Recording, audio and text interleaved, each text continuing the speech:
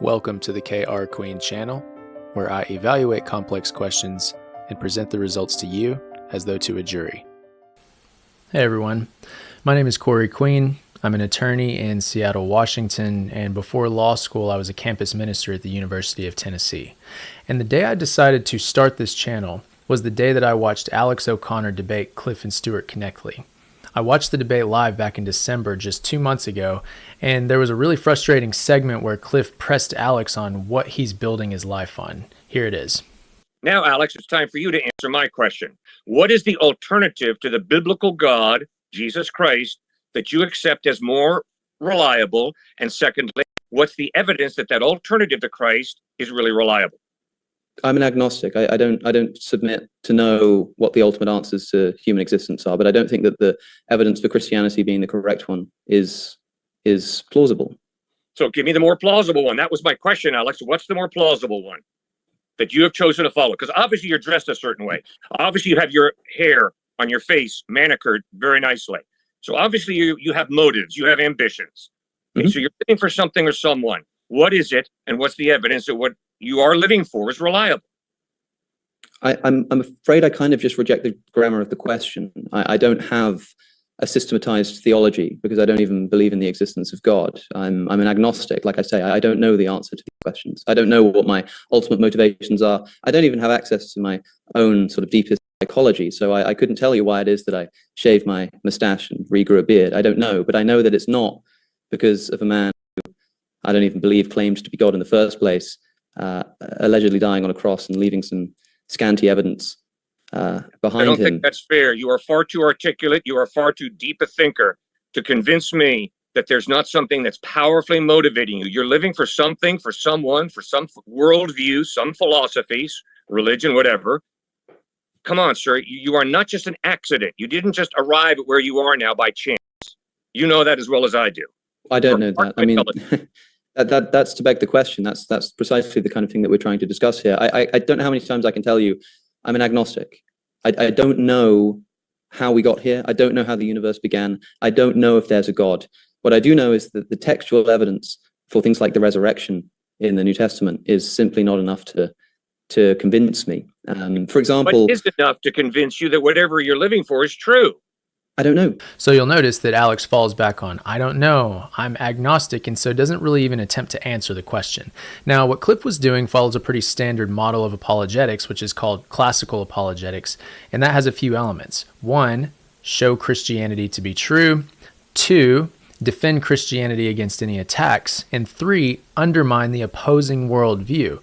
And all of this has the aim of showing Christianity to be the best and most reasonable worldview. So Cliffe was trying to do that third part, to undermine Alex's worldview, only Alex refused to offer one. This was one area where the debate went really wrong because Alex got to throw rocks at Christianity without offering anything in its place, which is a powerful strategic advantage in a debate. But it is disingenuous. For example, look at what Alex says during the same debate. On our hypothesis of atheism, religion is a product not of divine revelation, but of evolved local mythologies and customs, married to political influence and military conquest. Religious beliefs, varying by region and culture in a statistically and historically predictable manner, whilst a trouble for the propositions theology, is not only consistent with our worldview, but expected on it. So if you'll notice, there are 2 distinct claims being made here. Claim number 1 is actually no claim at all. It's agnosticism. I don't know. It's a non-position, which of course is very easy to defend because there's nothing to attack. And in this way, it evades the burden of proof. But claim number 2 is materialism, which is the claim that all phenomena can be reduced to material or physical explanations. This is a positive claim, and the one holding it has the burden of proof. So when backed into a corner, many atheists, like O'Connor, will retreat into this, I'm not making any claims. You are. I'm just saying I don't believe your claims, but I don't have to offer any alternative because my position is a non-position. You have the burden of proof. I don't have it.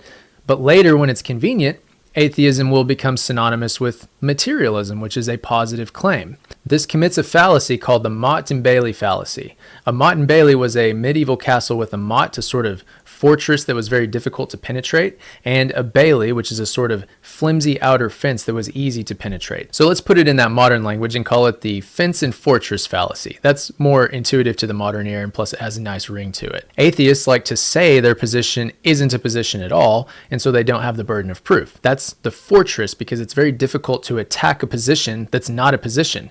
If all you ever say is, I don't know, I'm not making any claims, I'm just not convinced of your claims, then there's nothing to attack. It's just a lack of belief. But of course, it's impossible not to put your trust in something. We're all surrounded by uncertainties and marching inevitably toward death, and we have no choice. We have to trust something and hope that it won't betray us in the end. And that's what Cliffe was getting at. And he's right. Everyone is entrusting themselves to something. And I wish he would have called out Alex for saying, on atheism, we expect such and such, because that's precisely when Alex showed his hand. Alex has put his trust in materialism, which is a positive claim on which he does have the burden of proof. Now, O'Connor does what many atheists do and commits the fence and fortress fallacy by assuming the fence, materialism, when it's convenient, but when pushed into a corner, he retreats to the fortress, the agnostic, I don't know, I just don't believe you, but you have the burden of proof. Now, these are the kinds of cheap tactics that atheists have to use because their position is so weak, and it's much easier to just throw rocks at existing structures like Christianity than to erect one of their own. Now, this intersects interestingly with Jordan Peterson's recent claim that with his book, We Who Wrestle with God, he can permanently demolish atheism. Check this out. You asked me earlier, what would I consider success with this book? I don't think that you'll be able to read this book and understand it and be atheistic. I think I can demolish the atheistic argument permanently. And it's a weird thing because it's not like all of a sudden people are going to throw themselves at the feet of God and worship. It's like it requires a reconsideration of what we mean by belief. And I walked through some of it. It's like, do you believe in the good? Well, the difference between believing in good and believing in God is it's a very narrow difference. Now keep in mind, Dr. Peterson tends to make very elusive statements. You'll ask him if he believes in God, and he'll reply very non-committally with, that depends on what you mean by belief. Whereas you can ask him if he believes in hell, and he'll reply with extreme commitment. If you've studied any amount of history, he says, and you don't believe in hell, then you're an idiot. Even so, the way he frames belief is this way. What you believe is what you're willing to die for, fundamentally. It's what you're committed to or live for, if you think about it as life in the most extensive manner. It's a matter of commitment. What you'll bet your life on.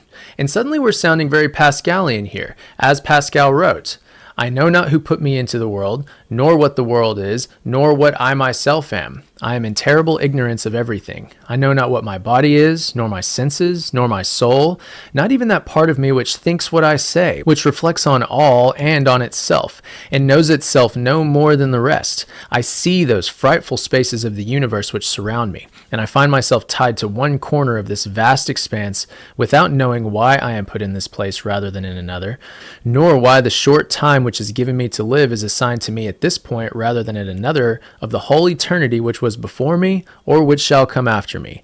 I see nothing but infinites on all sides, which surround me as an atom and as a shadow which endures only for an instant and returns no more. All I know is that I must soon die, but what I know least is this very death which I cannot escape. As I know not whence I come, so I know not whither I go. I know only that, in leaving this world, I fall forever either into annihilation or into the hands of an angry God, without knowing to which of these two states I shall be forever assigned. Such is my state, full of weakness and uncertainty. And from all this I conclude that I ought to spend all the days of my life without caring to inquire into what must happen to me. Perhaps I might find some solution to my doubts, but I will not take the trouble, nor take a step to seek it. And after treating with scorn those who are concerned with this care, I will go without foresight and without fear to try the great event, and let myself be led carelessly to death, uncertain of the eternity of my future state. Who would desire to have for a friend a man who talks in this fashion? Who would choose him out from others to tell him of his affairs? Who would have recourse to him in affliction? And indeed, to what use in this life could one put him? In truth, it is the glory of religion to have for enemies men so unreasonable, and their opposition to it is so little dangerous that it serves, on the contrary, to establish its truths.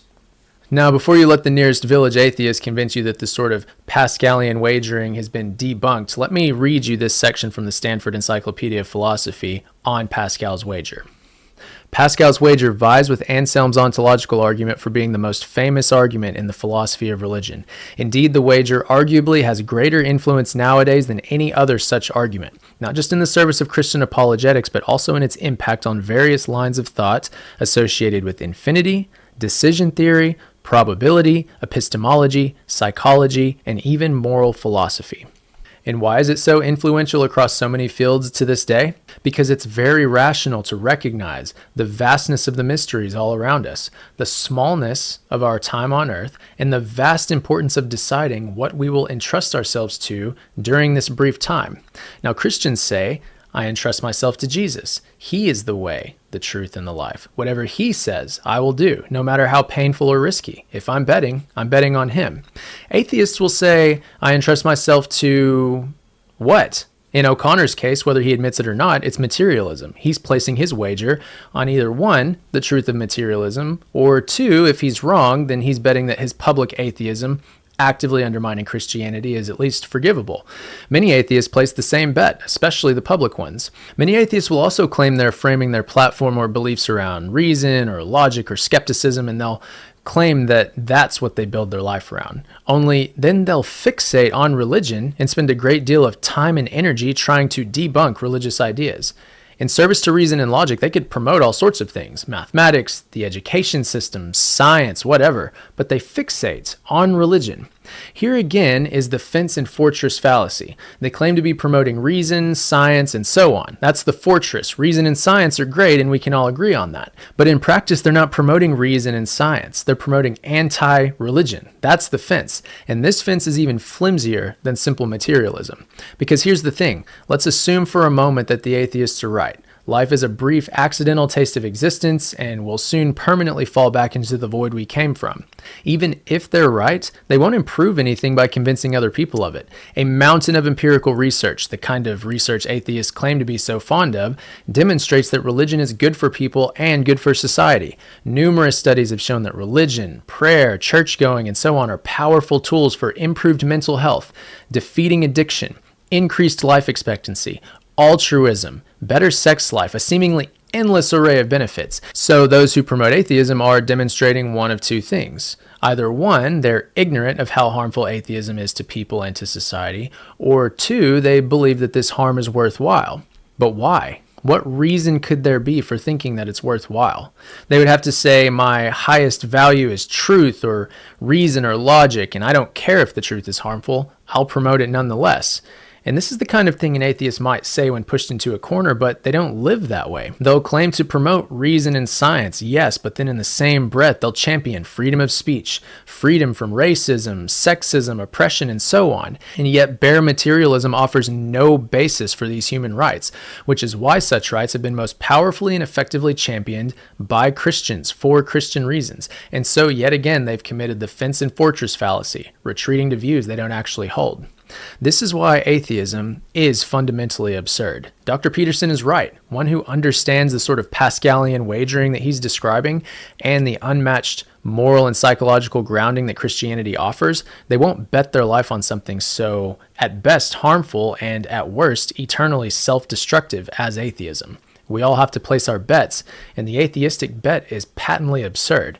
That said, atheism isn't going anywhere. It's as old as humanity, and after spending lots of time in debates with atheists and seeing the sorts of mental contortions they're willing to perform to maintain their position, it's clear to me why atheism remains prevalent and always will. The issue is that atheism isn't a state of the evidence at all. Go review all the greatest thinkers throughout world history all the way up to today, and you will not find nearly as many atheists as you'll find Christians. The Christians are the far more intellectually and not to mention morally sturdy bunch. But then why the popularity of atheism and why are they so confident? It's because atheism is far more a state of the heart than it is a state of the evidence. One who doesn't want anyone telling them what to do and who wants to carry this sort of master of the universe chip on their shoulder. You keep your superstitions. I follow science and logic, and that makes me superior. Atheism allows for that kind of arrogance, and there's a thriving cult of loud and aggressive atheists out there who will happily reinforce it for you. The Bible predicts all of this repeatedly, and it's rooted right into the foundations of the biblical story. In Genesis, God tells Adam and Eve not to eat of the tree of the knowledge of good and evil, and when Satan persuades them to do it anyway, he tells them that in knowing good and evil, they will be like God. So in essence, when they decide to eat the fruit, they're saying, I don't want to do things God's way. I don't want someone telling me what to do. I want to define good and evil for myself. I want to be God. Now, God is merciful enough to withhold the tree of life from Adam and Eve after that so that they don't end up in an eternal state of rebellion and hellish separation from God the way Satan did. And in fact, the entire Bible story is God's rescue mission to get people back into a state where he can walk among them again. The Bible ends right where it begins, with God walking freely among us. But you see, the essence of separation from God, it's not evidence-based, it's heart-based. It's the part of us that wants to be our own God, and a person who wants to believe something can always rationalize it. That's why so many of the great apologists across the centuries have observed that people tend to love God before they believe in him. God is gracious enough not to reveal himself to those who aren't prepared to love him yet, but when their heart is ready, he appears. Or, in Spurgeon's words, when we enjoy his heat, we shall soon behold his light. The first step toward God is to abandon self-worship and seek what is truly good and worth loving, because it's when we are primed to love him that he shows up. Now ask yourself, here is a person surrounded by the vast mysteries of this life, and they look around and they go, I don't know what this life is all about, but since I'm not sure, I'll just dedicate myself to undermining Christianity, despite how demonstrably good it is for people's well-being. I'll do what I can to empty their life of all hope and purpose and meaning, even though I'm not offering anything to replace it. Is the kind of person who would make that absurd bet, the kind of person who would enjoy standing face to face with the almighty fountainhead of love and goodness? I doubt it. Such a person would do well to put a pause on their efforts and honestly ask themselves what Cliffe repeatedly asked Alex. They should ask themselves, what am I betting my life on? And is this a wise bet? If you're rational and you put honest effort into answering that question, you will conclude what Cliffe and Dr. Peterson and Pascal and myself have concluded. The atheist bet is absurd. In fact, I'm pretty sure Alex concluded the same thing. Because consider this, why did Alex retreat into the fortress of I don't know when Cliffe asked him what he's betting his life on? Alex assumes materialism elsewhere, even in the same debate. So why didn't he just say, I'm betting on materialism, and here are the reasons I'm comfortable doing so? He could have answered that way. So why retreat to the fortress of agnosticism when that flimsy outer fence of materialism is the very thing that he's betting his entire existence on? Well, I'll tell you why he retreated. Because deep down, he knows just how flimsy that fence is and just how absurd it is to hang one's entire life on it. Anyone who really thinks it through will reach the same conclusion. You want to bet your life on a fortress that will hold up now and forever? Bet on Jesus.